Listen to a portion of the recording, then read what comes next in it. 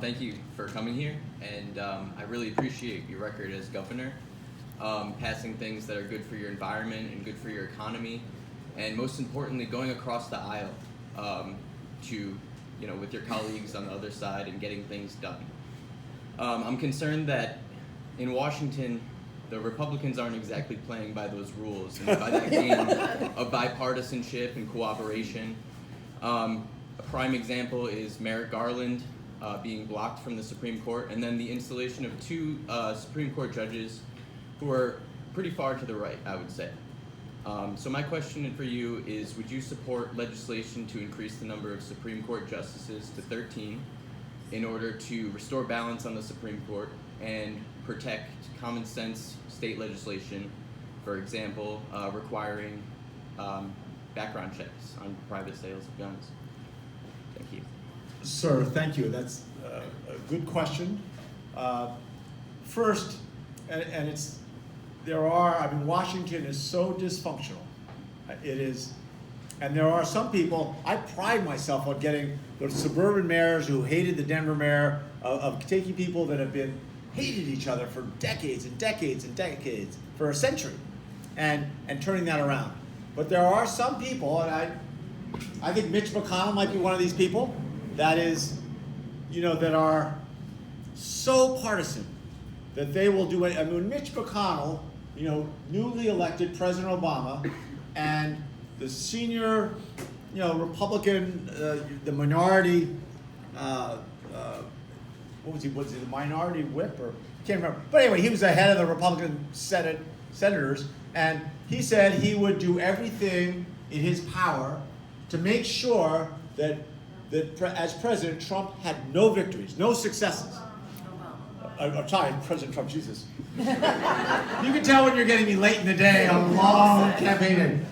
So when he said he would do everything he could to make sure that President Obama had not a single success.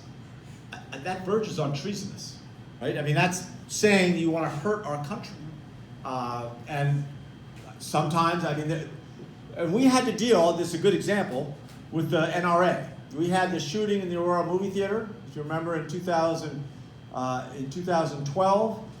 And after we grieved for the families in that legislative session of 2013, the first thing we did was say we're going to put $30 million a year into mental health, set up 24/7 crisis hotlines, and set up regional crisis centers.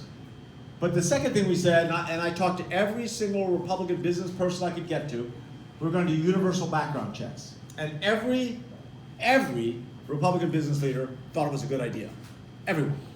And yet the NRA would not compromise in the least, and they locked down all the Republican legislators. They said the crooks aren't stupid, crooks aren't going to get a background check and stick around. And so what ended up happening was it was a battle. They were pickup trucks, 50 pickup trucks, honking their horns all day, going around. I came home one day, and my son Teddy was in the 5th grade, 10 years old. And I made the mistake of complaining to a 10-year-old. Terrible mistake. Teddy looks at me and goes, "Dad, what do you do all day at work that's so hard? Make decisions?" I said, "Well, Teddy, it's not that easy." He says, "Dad, get the facts, make a decision, check, next." I said, "Teddy, that's not." He goes, "Dad, get the facts, make a decision, check, next. Every day I've got to go into school and learn something completely new that I didn't know the day before. And if I don't get it perfect, the next day is misery because everything's based on the day." I said after 5 minutes, I said, "Teddy, you are right. 5th grade is harder than being governor." But I realized we had gotten these national statistics, but we had not gotten the Colorado statistics for background checks. And Colorado, population 5.5 million people. We were getting to, like most states, getting to 50% of the gun purchases. So we were running background checks on 50% of the gun purchases. So we went and got the statistics for 2012, the previous year. How many people did we catch through our background checks? Is it really worth making them universal, doubling the number of background checks?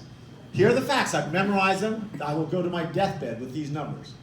There were, in Colorado, 38 people convicted of homicide in 2012 who tried to buy a gun, and we stopped them.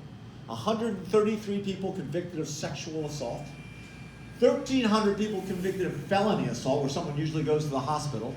There were 420 people who had a judicial restraining order not to see their old boss or their ex-spouse.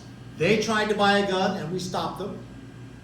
And just in case you don't think crooks are that stupid, for 140 people, when they came to pick up their gun, we arrested them for an outstanding warrant for a violent crime. They are that stupid. And so that was half the gun purchases, clearly. And no, you know, they said, oh, they were going to, when they got the majority back, which they did the next year, they were going to, you know, repeal the universal background checks. You put those statistics out in any state, and I challenge the Republicans, when you're talking about people in your community that have been convicted of homicide, and they want them to be able to buy a gun, I suspect that you're going to get a much different story than what the NRA tells those legislators they want. So I look at that now.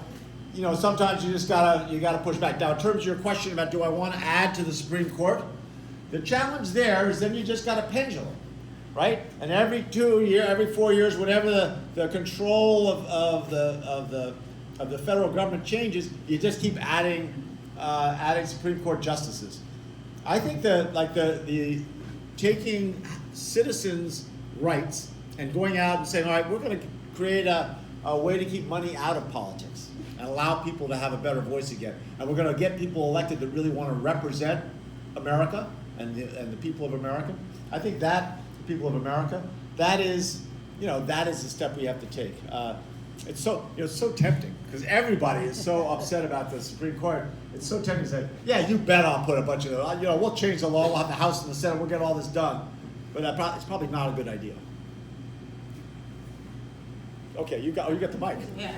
I didn't really have a choice. You didn't have to raise your hand. You could have just stood up. Well, I'm a volunteer with the League of Conservation Voters, and my hometown in Maryland has experienced catastrophic flooding in the last few years. 2 storms, which were each called 1,000-year floods, happened within 2 years of each other, and one of my friends lost his life trying to save